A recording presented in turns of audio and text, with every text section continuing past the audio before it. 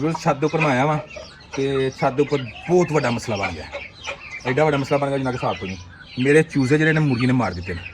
ਇਹ ਦੇਖੋ ਮੈਂ ਤੁਹਾਨੂੰ ਦਿਖਾਣਾ, ਇਹ ਮੁਰਗੀ ਦੇ, ਇਹ ਦੇਖੋ ਇਹ ਮੁਰਗੀ ਨੇ, ਇਹ ਮੇਰੇ ਚੂਜ਼ੇ ਮਾਰ ਦਿੱਤੇ ਨੇ। ਰਾਤ ਨੇ ਇੱਥੋਂ ਦੇ ਚੂਜ਼ੇ ਇੱਧਰ ਆਏ ਸਨ। ਇੱਕ ਚੂਜ਼ਾ ਇਹ ਵਾਲਾ ਜਿਹੜਾ ਜਨਾ ਇਹ ਬਚ ਗਿਆ, ਇਹ ਚੂਜ਼ੇ ਇੱਥੇ ਵਿੱਚੋਂ ਦੀ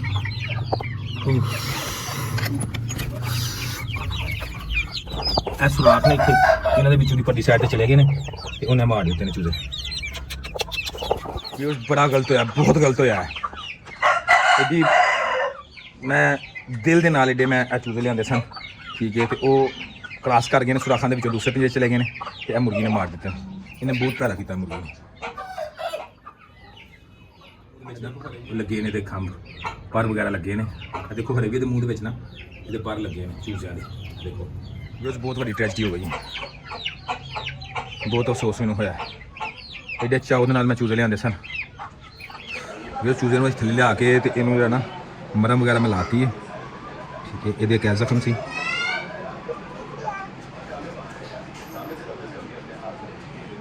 ਇਹਨੂੰ ਮਰਮ ਮੈਂ ਲਗਾ ਦਿੱਤੀ ਹੈ। ਇਹਨਾਂ ਨੂੰ ਲੈਦਾ ਡੱਬੇ ਦੇ ਵਿੱਚ ਨੀਚੇ ਹੀ ਰੱਖਣੇ ਆ ਥੋੜ੍ਹੇ ਦਿਨ, ਇਹਦੀ ਕੇਅਰ ਵਗੈਰਾ ਕਰਨੇ ਹੁਣ।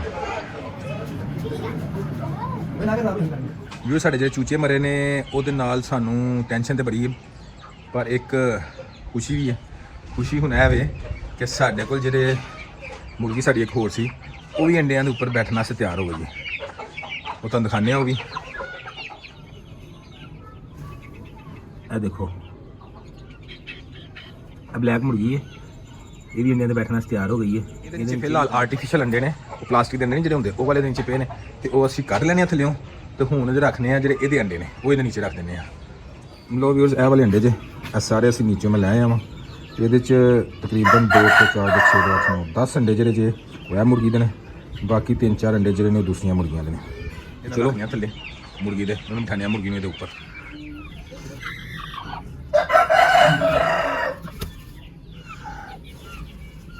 ਲੋ ਜੀ ਇਹ ਵੀਅਰਸ ਇਹ ਜੇ ਆਰਟੀਫੀਸ਼ੀਅਲ ਅੰਡੇ ਅਸੀਂ ਹੁਣ ਰੱਖਣੇ ਆ ਇੱਥੇ ਇਹਦੇ ਅੰਡੇ।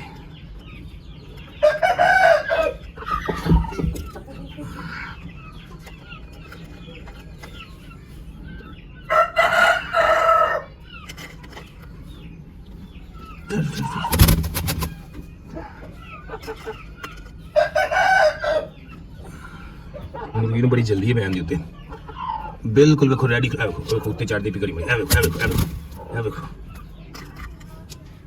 पर मैं कहना मैं अंडे में सारे रख देव ताकि अच्छे तरीके नाल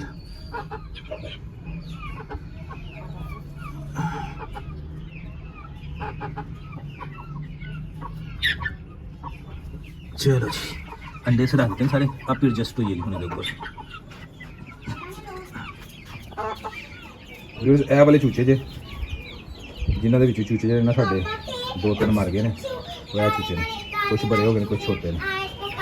ਇਹ ਯਾਮ ਸਿਮਾਨੀ ਜੇ ਤੇ ਨਾਲ ਆਪਣਾ ਬਲੈਕ ਡਰੈਗਨ ਦੇ ਬੱਚੇ ਨੇ। ਇਹਦੇ ਵਿੱਚ ਜੋ ਅੰਡੇ ਅਸੀਂ ਮੁਰਗੀ ਦੇ ਨੀਚੇ ਰੱਖਦੇ ਨੇ ਤੇ ਮੁਰਗੀ ਉੱਤੇ ਬੈਠ ਗਈ ਹੈ।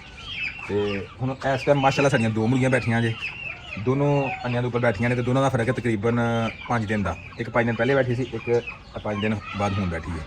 इंशाल्लाह अल्लाह खैर करे, हो सकता 4-5 दिन एक होर मुर्गी पाई है। देखो व्यूअर्स मुर्गी बैठ गई है प्रॉपर। अंडे साढ़े तकरीबन 13 अंडे सन, नहीं 13-14 अंडे सन। उन्होंने ऊपर मुर्गी आराम नाल बैठ गई है। सारिया अंडे जो अपने खुले ने कवर कर लेने। इंशाल्लाह हुण अल्लाह खैर करे 21 दिन बाद देखने की बनता है।